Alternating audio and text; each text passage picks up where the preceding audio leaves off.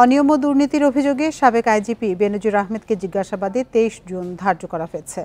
দুদকের আবেদনের প্রেক্ষিতে বৃহস্পতিবার ঢাকা মহানগর সিনিয়র স্পেশাল জজ জগলুল হোসেনের আদালত এ আদেশ দেন।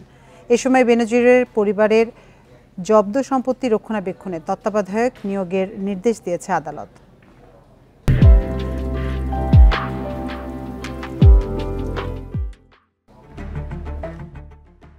দুর্নীতি ও অনিয়মের অভিযোগ অনুসন্ধানে সাবেক আইজিপি বেনজির আহমেদ ও তার স্ত্রী সন্তানদের ৬ ও ৯ জুন জিজ্ঞাসাবাদের জন্য তলব করে দুদক।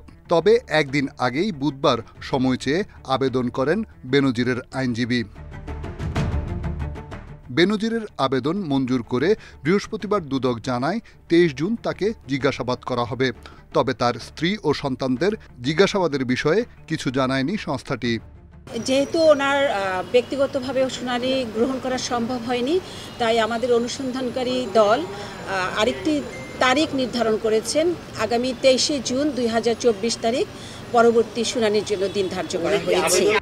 এদিকে বেনজিরের জব্দ সম্পত্তিগুলো রক্ষণাবেক্ষণে তত্ত্বাবধায়ক নিয়োগের আবেদন মঞ্জুর করেছে আদালত।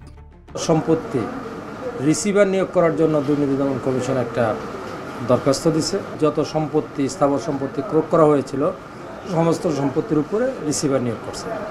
দুদক জানিয়েছে শিগগিরই সাবেক আইজিপি বেনজির পরিবারের ৬২১ বিঘা জমি ও ৪টি ফ্ল্যাটসহ জব্দ সম্পত্তির তত্ত্বাবধায়ক নিয়োগ করা হবে।